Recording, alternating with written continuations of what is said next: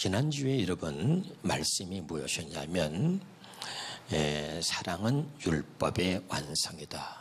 그리고 형제를 사랑하는 것은 율법을 다 이룬 것이다. 그랬고 또 그리스도로 옷을 입어라 그랬습니다. 기억나시나요? 우리 한번 같이 보겠습니다. 로마서 13장 8절입니다. 시작. 빛과 사랑의 빛 외에는 아무에게든지 아무 빛도 지지 말라. 남을 사랑하는 자는 율법을 다 이루었느니라. 10절입니다.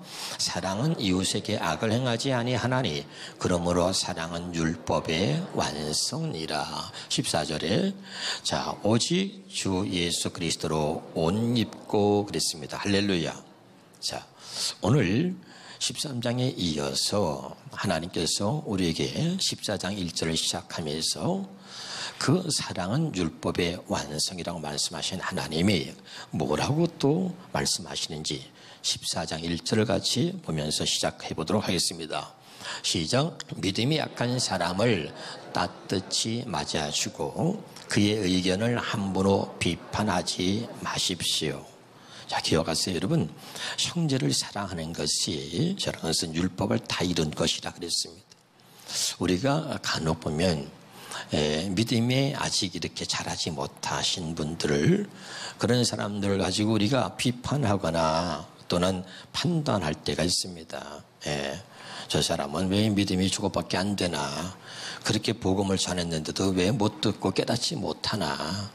오늘 이 말씀은 저에게 주신 말씀이었습니다. 할렐루야. 그래서 믿음이 약한 사람을 따뜻이 맞아주고 그의 의견을 함부로 비판하지 말라. 믿음이 좀 없는 사람이 말하는 것을 가지고 그걸 가지고 시비거리로 삼지 말라는 것입니다. 혹시 내가 그러지 않았나 하는 생각으로 오늘 저는 이 말씀을 통해서 많은 은혜를 입었습니다. 여러분에게도 저에게 주신 말씀이 여러분에게도 주의 음성으로 들려지기를 바랍니다. 진짜 우리가 어떻게 살아야 되느냐?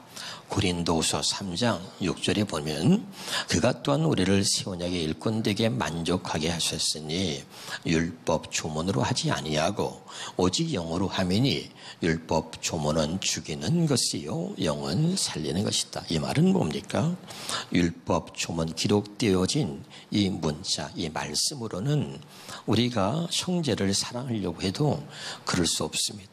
또 형제를 비판하고 또 형제를 우습게 여기고 하는 그런 일들이 반복될 수밖에 없는 거예요. 그래서 하나님은 이제 우리에게 새 언약의 일꾼이라고 말씀하시면서 율법 조문 기록되어진 문자가 아니라 성령의 가르침을 받아서 사는 사람들은 바로 오늘 말씀하신 이렇게 우리가 형제를 사랑하며 주님의 말씀대로 이렇게 살 수 있다는 것을 이야기하고 있는 것입니다. 할렐루야. 기록되어진 문자를 사람에게 가르침을 받아서는 우리가 하나님 말씀을 지키고 살 수가 없습니다. 그런데 우리는 새 언약의 일꾼입니다. 믿습니까? 새 언약의 일꾼은 이제는 성령, 내 안에서 말씀하시는 성령의 음성을 듣고 성령의 가르침을 받아 사는 것입니다. 그러니까 성령의 가르침을 받을 때 진짜 우리가 형제를 사랑하는 사람이 될 수 있다는 것입니다. 믿으면 아멘. 자, 우리가 로마서 14장을 다 말할 수는 없지만 다시 로마서 14장 4절을 같이 보겠습니다. 4절 시작. 누가 감히 좀 더 크게 읽읍시다. 시작. 누가 감히 남의 종을 판단할 수 있겠습니까? 그가 서든 넘어지든 그의 주인이 알아서 할 일입니다. 하나님이 그를 세우실 수 있기 때문에 그는 서게 될 것입니다. 다시 앞으로 돌아가서 보면서 여기 보세요. 우리는 남을 잘 판단합니다. 그러나 성경은 하나님의 사람을 누가 판단하느냐 그 말입니다. 그가 서든 넘어서든 그가 믿음이 자랐던 믿음이 자라지 못했던 그가 믿음으로 살고 있던 믿음으로 살지 않던 함부로 판단하지 마라. 그러면서 뭐냐면 그의 주인이 알아서 할 일이다. 아멘. 그의 주인이 그가 믿음으로 살던 믿음으로 살지 못했던 복음을 깨달았던 새 언약을 깨달았던 못 깨달았던 간에 함부로 판단하지 마라. 그것은 그의 주인 되시는 하나님이 하실 일이다. 여러분 너무 내가 복음을 깨닫지 못하거나 새 언약을 모른다 그래서 초급해할 필요 없습니다. 그러면서 말합니다. 하나님이 그를 세우실 수 있기 때문에 하나님이 그를 세우시면 언제나 그가 하나님 앞에 이렇게 설 수가 있는 것입니다. 그 밑에 읽어봅시다. 다시 그는 서게 될 것. 하나님이 그를 세우시면 그는 서게 될 것입니다.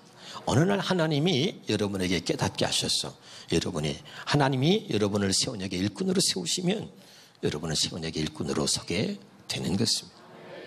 할렐루야. 예. 그래서 오늘 이 말씀을 통해서 제가 많이 은혜를 잊고 또 많이 눈물 흘렸습니다. 내가 하나님 진리의 복음을 깨달았다 해서 우리 동료, 우리 친구 목사님들에게 또 이 세운역을 모르는 목사님들을 조금은 내가 업신여기지는 않았을까, 이렇게 내 자신을 돌아보는 그런 계기가 되었습니다. 여러분, 그리스도로 옷을 입는다는 얘기는 뭐냐면 한번 따라합시다. 내가 너의 죄의 옷을 입고 죽었으니 이제 너는 내 옷을 입고 살아라, 이런 말입니다. 오후에 설교했던 거 한마디로 요약한다면 그리스도로 옷 입고 그랬죠. 내가 너의 죄의 옷을 입고 내가 너 대신 죽었으니 이제 너는 더 이상 죄의 옷을 입지 말고 너는 나의 옷을 입어라. 나의 옷을 입고 나처럼 살아라. 이것이 오늘 우리에게 주시는 하나님의 놀라운 사랑입니다.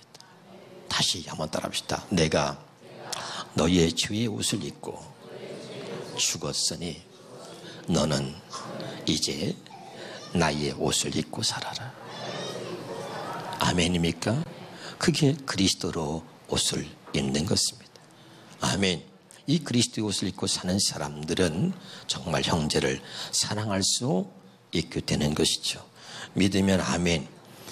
그래서 항상 따라합시다. 하나님은 나를 보게 하시고 마귀는 내가 아닌 남을 보게 합니다. 오늘도 여러분 이 말씀의 거울을 통해서 나를 볼 수 있길 바랍니다. 저는 여러분에게 설교하려고 쓴 것이 아니라 사실은 이 말씀의 거울을 통해서 또 다시 하나님의 나를 보여주셔서 그게 얼마나 감사한지요. 또 눈물을 흘리면서 은혜를 많이 입었습니다. 하나님은 나를 보게 합니다. 마귀는 내가 아닌 남을 보게 하는 것입니다. 끝없이 하나님은 내가 무엇을 하고 있는지, 내가 어떤 생각을 품고 있는지, 내가 무슨 말을 하는지 항상 나를 보게 하셔서 나를 끝까지 구원에 이르게 하시는 것입니다. 믿으면 아멘. 나를 보지 못하면 안 됩니다.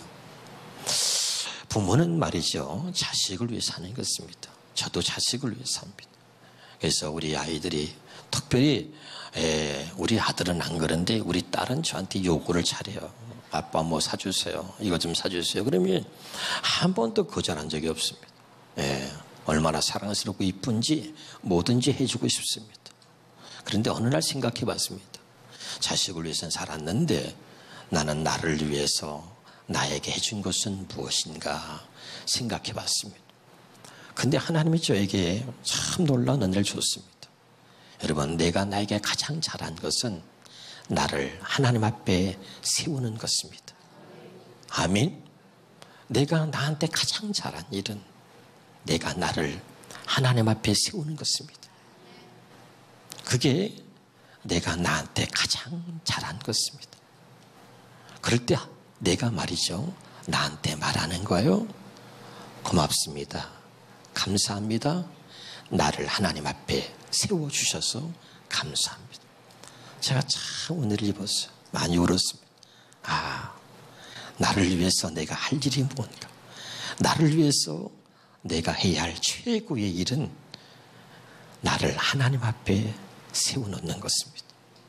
그것이 나에게 가장 잘한 것입니다. 잘한 일인 것입니다. 믿으면 아멘. 그때 내가 나에게 말하는 거예요. 고맙습니다. 감사합니다.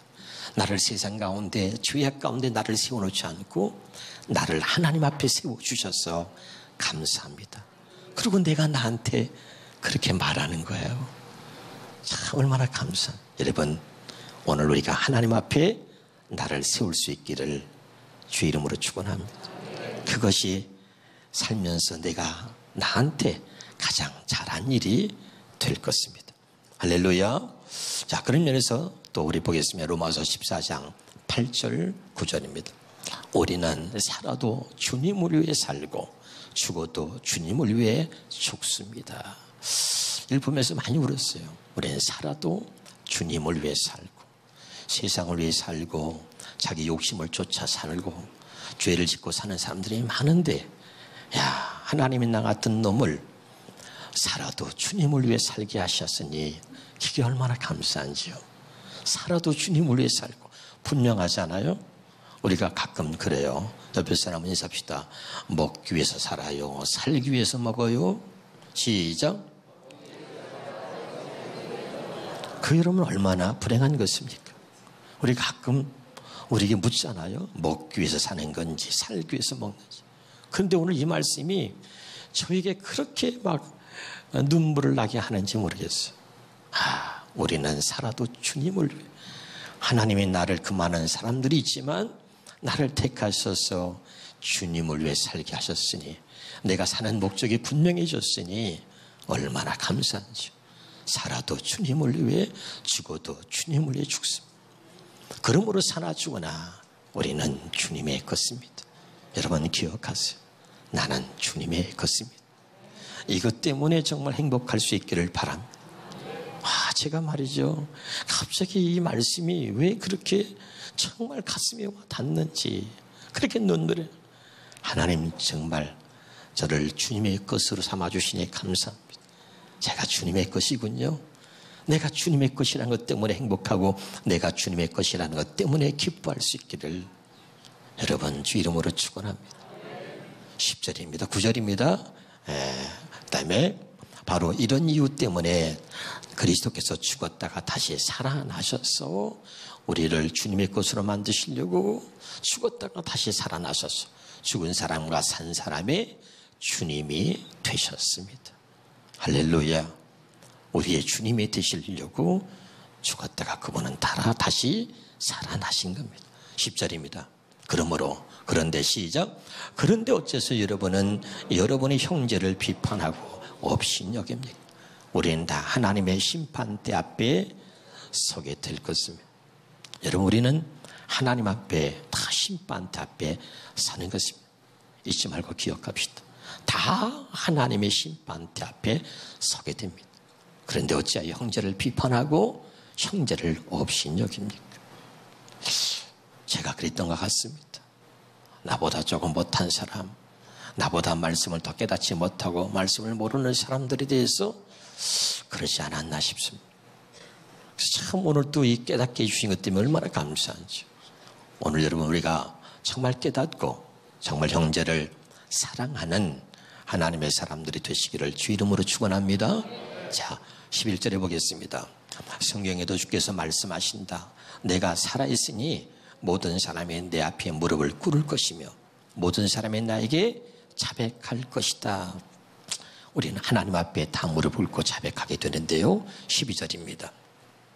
그때 우리는 각자 자기를 낱낱이 하나님께 자백해야 할 것입니다. 여러분, 하나님의 심판대 앞에 누구나 서는 것입니다. 그리고 그분 앞에 다 자백하게 됩니다. 그때는 거짓도 통하지 않고 그 어떤 것도 감추거나 숨길 수 없습니다. 우리는 하나님의 심판대 앞에 섭니다.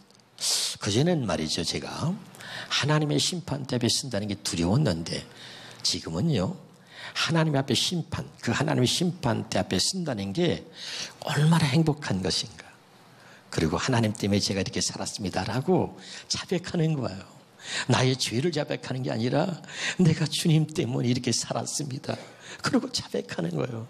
그 순간이 얼마나 기쁘고 행복한 순간이 될까, 이런 생각을 해왔습니다. 그래서 하나님 앞에 그 하나님의 심판대 앞에 서는 것이 기다려지고 그것이 나에게 기쁨이고 행복이 된다는 생각을 해봤습니다. 여러분도 그렇게 되어지길 바랍니다. 할렐루야. 그때 자백하는 거예요. 나의 죄를 자백하는 게 아니에요. 내가 주님 때문에 이렇게 살았습니다. 주님 말씀하신 대로 제가 형제를 사랑하며 살았습니다. 주님이 주신 생명과 주님이 주신 마음으로 제가 이렇게 살았습니다. 주님 고맙습니다. 할렐루야. 그런 자백이 그분의 심판대 앞에 섰을 때 그런 자백들이 우리에게 있기를 주 이름으로 축원합니다. 그 다음에 보겠습니다. 우리가 그러므로 이제부터 우리는 서로 비판하지 맙시다. 하나님의 심판대 앞에 쓴다는 걸 기억하란 말이죠. 그러므로 다 하나님 앞에 자백하게 되니까, 그분 앞에 무릎을 꿇고 자백하게 될 것이니까, 그러므로 사랑하는 자들아, 더 이상 서로 비판하지 말라는 것입니다.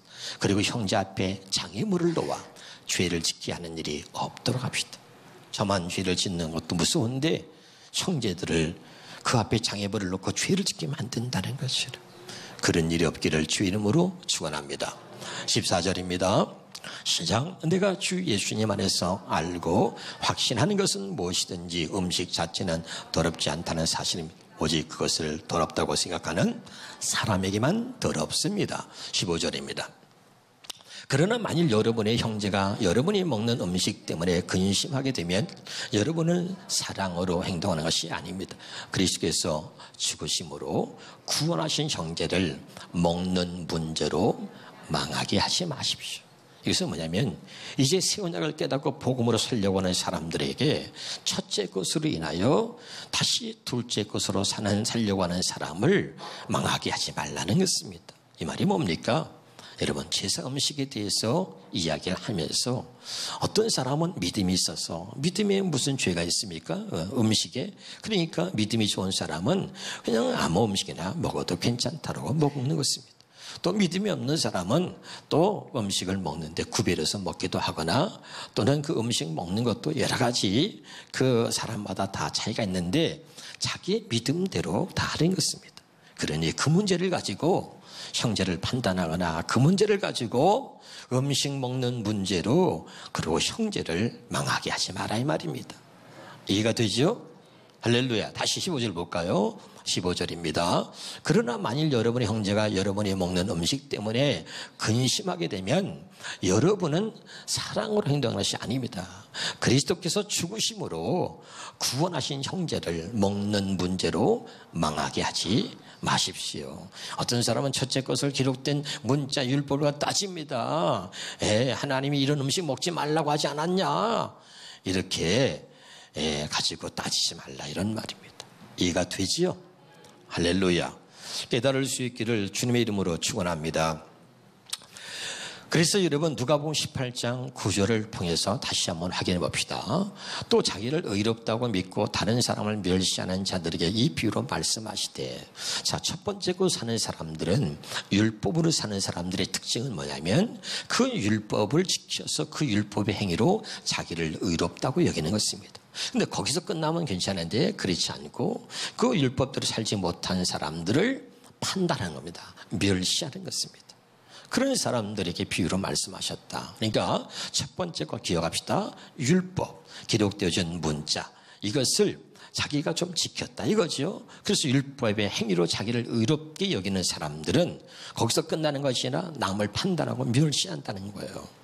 보겠습니다. 마태복음 21장입니다. 31절에 보겠습니다. 그들 중에 누가 아버지의 뜻대로 하였느냐 이르되 둘째 아들입니다. 예수께서 그들에게 이르시되 내가 진실로 너에게 이르노니, 자, 세리들과 시작, 세리들과 창녀들이 너희보다 먼저 하나님 나라에 들어간다. 여러분, 율법의 행위를 가지고 자기를 의롭다라고 여기는 사람들 앞에 주님이 말하는 거죠. 너희가 말씀을 지켰다고 스스로 의롭다고 생각하고 있지만 세리와 창녀들이 너희보다 먼저 천국에 들어간다. 왜 그런 것입니까, 여러분? 자, 누가복음 18장 13절을 봅시다. 시작. 세리는 멀리 서서 감히 눈을 들어 하늘을 쳐다보지도 못하고 다만 가슴을 치며 이르되 하나님이여 불쌍히 여기소서 나는 죄인으로 서이다. 세리가 지금 고백하고 있는 거죠. 세리와 창녀가 그 말씀을 지키고 율법의 행위로 의롭게 여기는 너희보다는 천국에 먼저 들어간다. 왜 그러죠? 마가복음 2장 17절에 봅시다. 자, 시작. 예수께서 들으시고 그들에게 이르시되 건강한 자에게는 의사가 쓸데없고 병든 자에게라야 쓸데있느니라. 나는 의인을 부르러 온 것이 아니라 죄인을 부르러 왔노라. 아멘이죠? 이것이 주님이 오신 뜻입니다. 의인이 아니라 죄인을 부르러 왔다. 그런데 그들은 스스로 율법을 지켜서 자기 스스로를 의롭다고 그렇게 여기고 있는 것입니다. 그래서 주의 음성을 듣지 못하는 것입니다. 그러나 세리와 창녀는 그들 스스로가 주님을 깨닫고 알기 때문에 주의 음성을 듣고, 그리고 그들은 먼저 주님을 믿었기에 그들이 먼저 천국에 들어간다는 이야기입니다. 믿으십니까? 다시, 왜 주님이 죄인을 부르러 오셨습니까? 마태복음 1장 21절에 보겠습니다. 아들을 낳으니 이름을 예수로 하라. 이는 그가 자기 백성을 그들의 죄에서 구원할 자. 왜 그분이 죄인을 부르러 오셨어요? 죄인을 구원하시려고.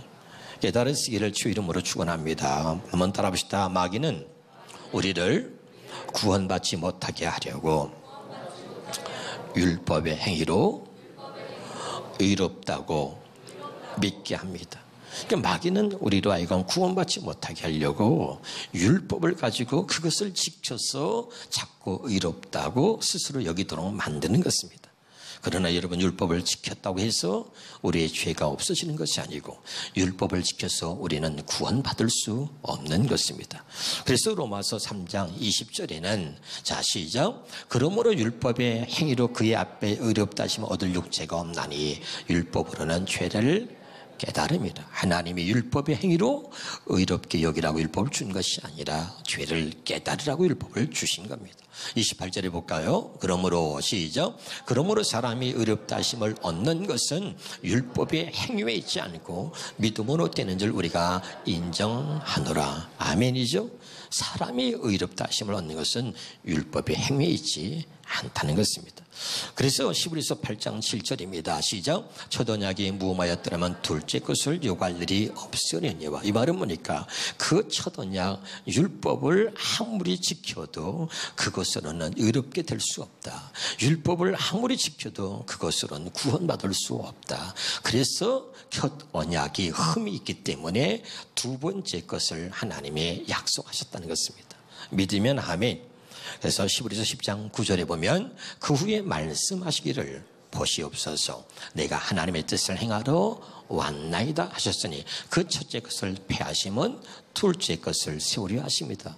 왜 첫째 것을 폐하십니까? 그 첫째 것 율법으로는 우리를 구원에 이르게 할 수도 없고 그것은 진짜 우리를 의롭게 만들 수가 없는 것입니다.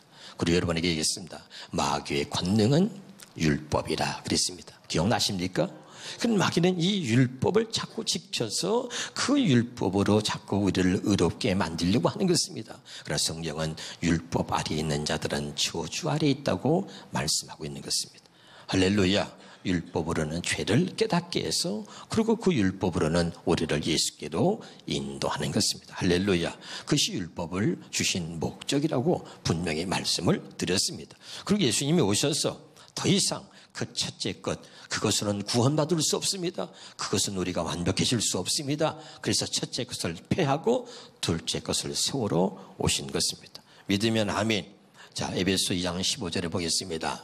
시작. 원수된 것 곧 의문에 속한 계명의 율법을 자기 육체로 폐하셨으니 이는 이 둘로 자기의 안에서 한 사람을 지어 화평하게 하시고. 자, 원수된 것이라고 말합니다. 첫 번째 것 율법을 성경은 원수라고 얘기하는 겁니다. 할렐루야.